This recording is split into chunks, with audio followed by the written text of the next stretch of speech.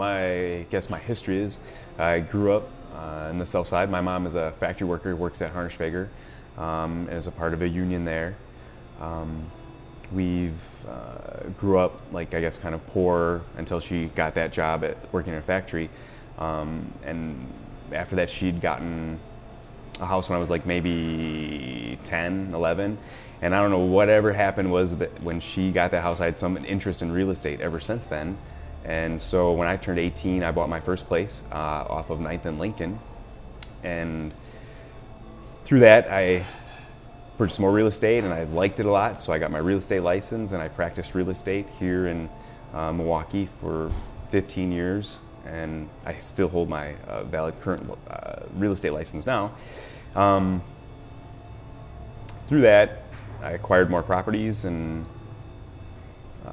I own several units here in Bayview. And at 26, I purchased a larger unit here, which I rehabbed and turned it around. It was a very a low rent type thing, and now it's higher rent. Since then, I've purchased a car wash when I was 30. And at that time, the guy that owned it was going under. It had been behind on his payments, and I took that place. I turned it around, created jobs, made hopefully a good impact on the community and that location here in Milwaukee. Worked really hard through some economic downturns that we've had here in the last several years, and made a good living having that type of business, which is a full-service car wash, detail shop, and oil change facility. Through my learning of how to live within a budget, having a business and a company, and going through times when I first got my place, gas was $1.50 a gallon. It went to $2.50 a gallon, then $3.50 a gallon, then $4.30 a gallon, and the gas went back down to $3 and something. And through that time, people got less oil changes, they got less car washes, and my income went down. I had to adjust what I was doing, and then we went to a bad economy. So then you really needed to adjust what we were doing, and so through that, I learned how to live within my budget. Actually, we ended up hiring more people through this downturn by adjusting prices and some things that we've done, which was exciting for me to hire people when they needed the jobs the most. And through the last, I guess, budgeting process here at the county, I just got a little bit involved with seeing that they're not working within their budget, and I think it's possible. I think it's possible for everybody to live within a budget and do great things with that budget. On your website for your campaign, you list public transportation as an issue that is pretty high on your priority list. Could you talk about anything specific with the Milwaukee County transportation system that you'd like to see rectified, or any improvements or adjustments that you'd like to make? Sure. I think that like a lot of other municipalities that have bus systems, currently there's a huge problem with the transfer system. They use paper transfers to get from one bus line to another bus line, or destination, you stop to go get your groceries, hop on the bus, and then go back. It's my understanding through the unions that they're unhappy with this because drivers are getting beat up over transfers, and transfers are being stolen. That's why the drivers are being beaten up. They're taking those transfers, they sell those transfers on the street, which has lost revenue to Milwaukee. I'd like to see us work with the union and the drivers and see that they get the protection that they need, and I think one of the things that we could do for them to get that protection is to do away with transfers. I'd like to see fares reduced. Hopefully with reduced fares, that would increase ridership. By not having the transfers and not having the transfers stolen to sell on the street, we could have those that revenue that was being lost by street sales would now come back to the Milwaukee. In addition to that, instead of having the paper transfers, I'd like to see the county go to a day pass system. So if you get, like some cities have a $3.25, you can ride the bus all day long, and that would get rid of these transfers, which would, I think, protect the drivers and help out Milwaukee County create more revenue by not having them stolen. and having the day pass. On that note, fiscal responsibility seems to be a prominent message in your campaign. Could you highlight some of the other areas that you see, maybe some of the concerns you've had with the recent budgets or other expenditures that you could see curbing? Sure. I'm not really a politician, so the things that I see is like it's very important for these politicians, like Marina, to have her name in lights and to have her name attached to projects that they're creating, and they create these things like, and I know they didn't spend money on this, but they wanted to fund a $750,000 structure in front of the courthouse. And in some way they were going to try to find the money for this project. And if you can find the money for these projects, you can find the money to put in our infrastructure. I think it's somewhere in the ballpark. We have a $200 million deferred maintenance situation going on, that we're behind by $200 million in deferred maintenance.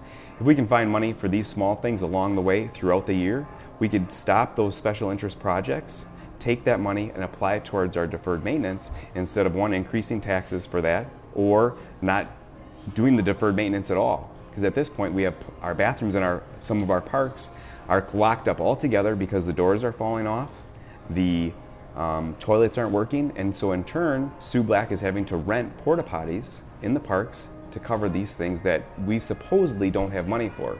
And to me, I guess I'm a business owner, and if you can find the money for other things, I think you'd be able to find the money to put into our maintenance program or our deferred maintenance that we have going on. I guess transparency has been a big topic of concern in all recent elections, local specifically. Are there any aspects of the county business that you think could benefit from greater public scrutiny? I think it's always good to have public scrutiny or public input, because I think as an elected official, you are the voice of the people that elect you in this position. You're here to do what the majority would like for the area that you represent. So transparency, I think, is a key thing, and not having backdoor meetings to get things done that you want on your own personal agenda. Because an elected position is that of the people. You are elected by the people to work for the people, to be there by the people. Getting back to the elections, county supervisor elections are supposed to be nonpartisan. Sure. But I've read that you've referred to yourself as an ably Democrat. I was wondering if you could elaborate on what that means. Okay. I don't know that I've referred to myself. I think other people have referred to me as an ably Democrat, and I think the reason is that I think we both have a strong feeling for the arts. We both like the arts. Like I have 6 years of theater, and I've performed in theater, and he's given a lot to the theater. In addition to, we both are very fiscally minded. He wants to see the county do well by restoring some services and seeing some debt reduction, and by having the debt reduction, we can restore services by having less payments go to debt. So I think perhaps maybe people think of me as an ably Democrat because I think along those same lines, and I'd like to see Milwaukee be what it can be. And debt is just, it strangles things, and I think that politicians, or maybe politicians, they like to increase taxes to cover their shortfalls, and I think that's just the idea of a career politician, is that they cover shortfalls or things that they can't pay for by increasing taxes, and you need to live within your means and within your budget of the tax dollars that you're allotted. Speaking to the notion of career politicians, is this, obviously it's your first run for public office. Do you have any designs on any larger public office, or any, future plans for elections? No, not at this time. Okay. I guess the last question I have is, while trying to research some of your viewpoints and things online, the online publication, The Hispanic Conservative, appears to endorse your candidacy. Sure. I was just wondering if you could, you would direct people to that website, HispanicConservative.com, to get a deeper sort of understanding of any of the social views that social and political sort of views on Milwaukee and Milwaukee County.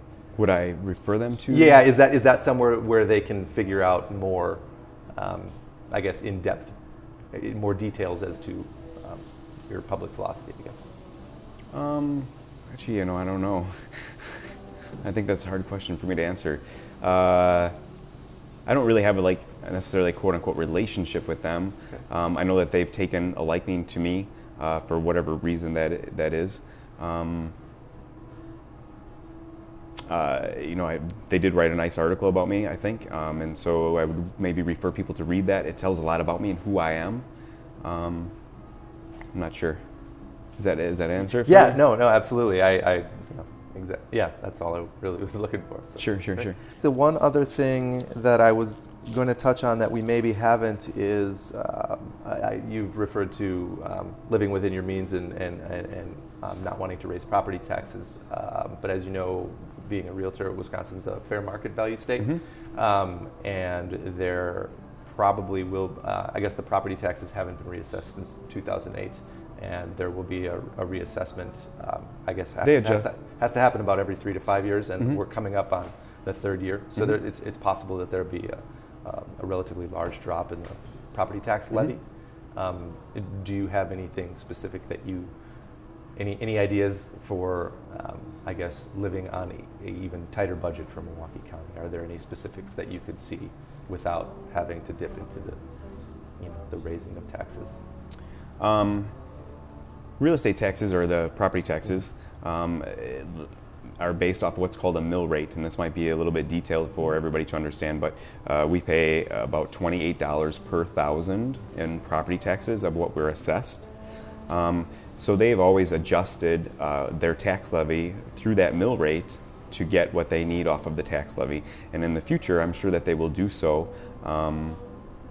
So it's not necessarily that the amount of taxes that we collect would decrease. It's more likely that the mill rate would increase to cover the shortfall. I asked your opponent recently about a 2008 article she wrote against the privatization of the Milwaukee County Airport. Yep. And I then followed up with asking her views on privatization of public entities in general. Sure. Would you care to respond to that?